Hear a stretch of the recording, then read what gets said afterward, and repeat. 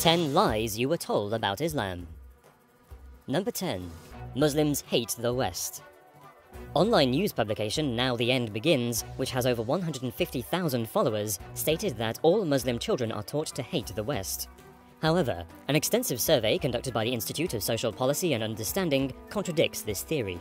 The study involved asking 50,000 Muslims across 35 countries, what do you admire most about the West? Research found that this idea of widespread negative opinion toward the Western world is completely false, and only 2% of Muslims in Iran and 6% in Saudi Arabia said they admired nothing. Number 9. Terrorist training camps. Martin Moyer, founder of the Anti-Islam Christian Action Network, claimed that secret camps exist across America, training Muslims for terrorist activity. In his book, Twilight in America, he describes the town of Islamburg in New York that supposedly holds bunkers, automatic weapons, and an airfield where Muslims can receive training.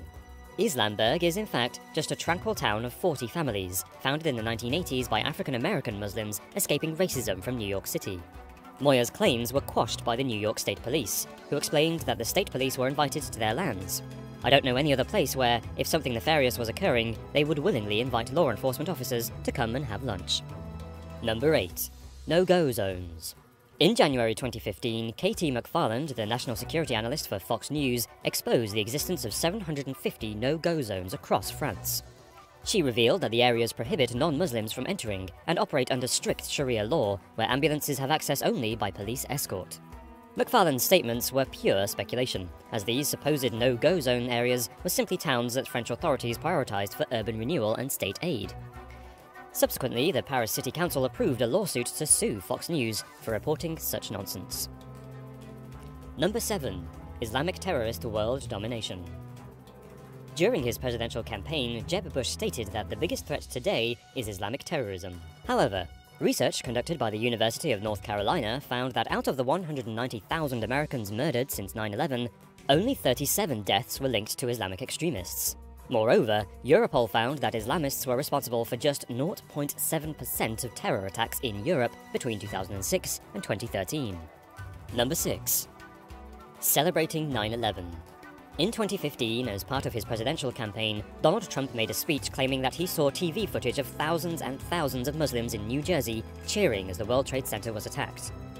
This controversial accusation prompted a media investigation into the matter, which found no video evidence.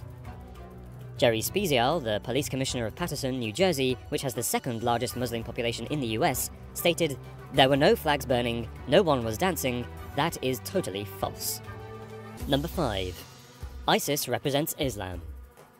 Father Douglas al-Bazi, a Catholic parish priest in Erbil, Iraq, stated that anyone who still thinks ISIS doesn't represent Islam, no, they are wrong. ISIS represents Islam 100%. In reality, ISIS is not just un-Islamic, it is anti-Islamic, and in the first 8 months of 2015, ISIS was responsible for the deaths of over 9,000 Muslims in Iraq alone. The terror organization has also claimed responsibility for repeatedly bombing mosques across the Middle East. Number 4. Muslims support violence. The Center for Security Policy, a US think tank known for engaging in conspiracy theories, claimed that 25% of Muslim Americans support violence against other Americans. Donald Trump subsequently used this statistic during his presidential campaign. Closer investigation found that the center is run by Frank Gaffney, an identified anti-Muslim, and that a mere 600 people were interviewed during research. Extensive research conducted by the Pew Research Center identifies 1.6 billion Muslims in the world, of which only 0.0066